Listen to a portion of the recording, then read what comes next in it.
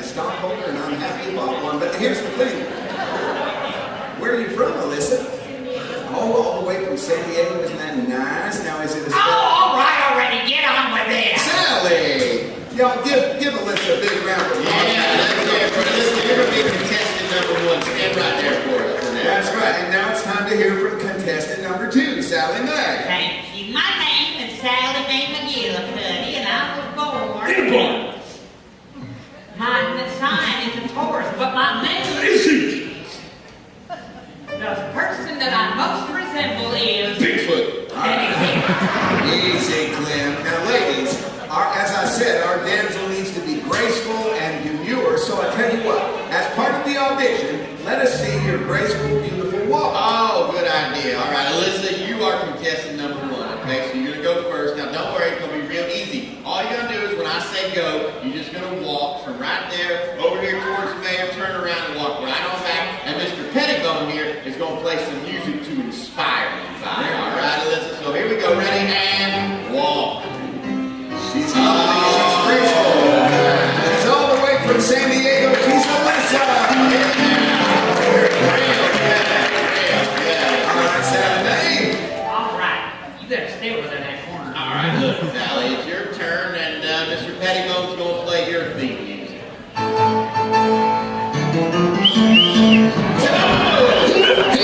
right, easy. Now it's time for the talent portion of our audition. Alyssa, step right over here, would you please?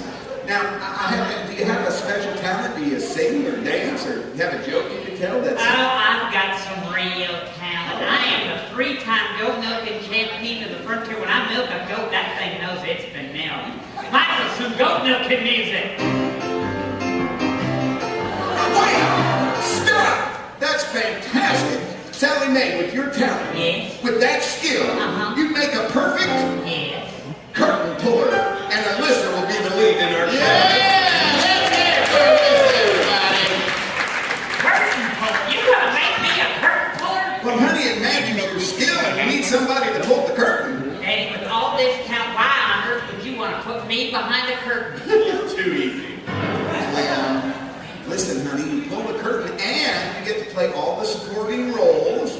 Alyssa will be our damsel, and guess what, Clem? You're going to be the hero. Well, all right. I'll be the best hero ever.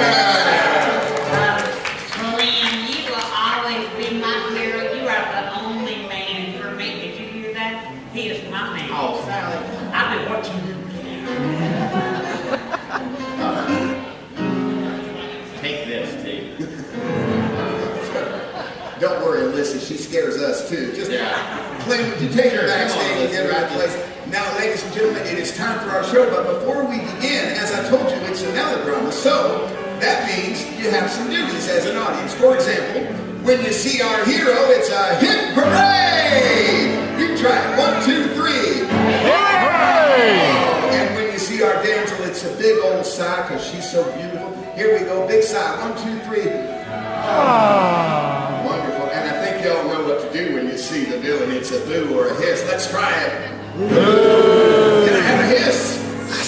Oh, that is excellent. You are all set. Ladies and gentlemen, the Frontierland Little Players are proud to present the world premiere of Cinderella, or If the Shoe Fits. Once upon a time, in a small western town, there lived a brave sheriff. Now this sheriff was honest and he loved his town.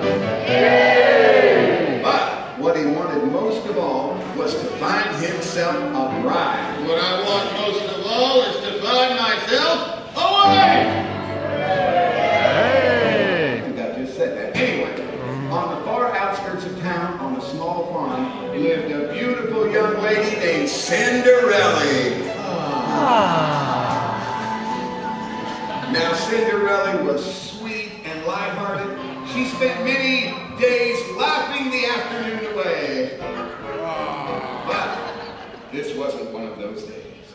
Cinderella was sad. All she wanted was to go to the square dance because she knew at that square dance the sheriff was going to find himself a wife.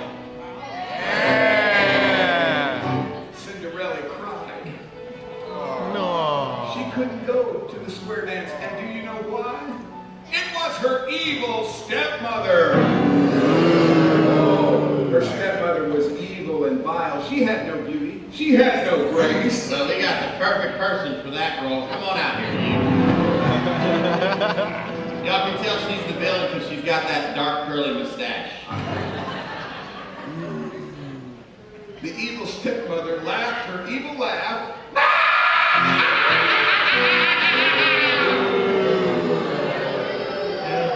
And said, You ain't going to no square dance. Cinderella cried.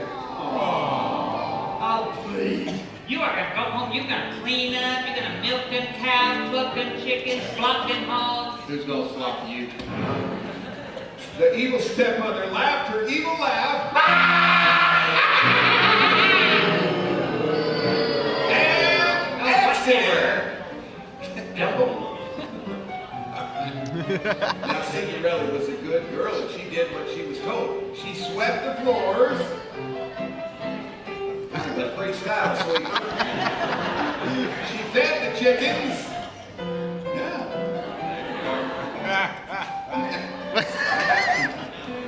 She slopped the hogs. Yeah, go ahead. She slapped them and she slopped them. And she milked the cow. Great big giant cow. And then she was finished. Then she heard a sound the likes of which she had never heard before. She put her hand over her ear. Sadly, the sound was coming from the other side. It was her fairy godmother. More like her fairy godfather.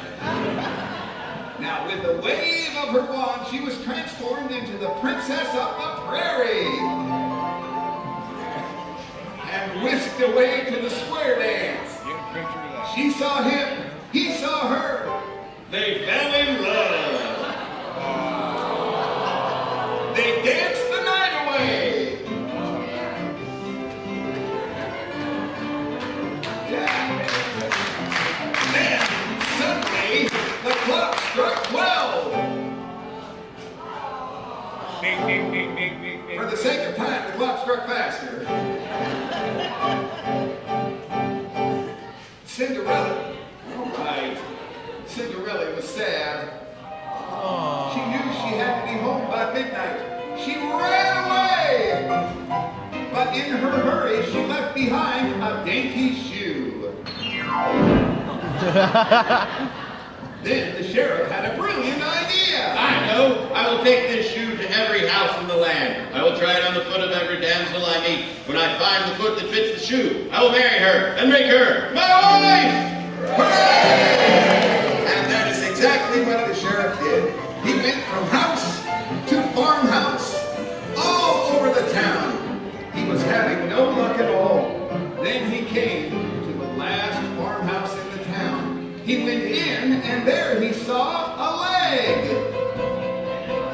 Hubba hubba. He tried the shoe on the foot, and it fit. I will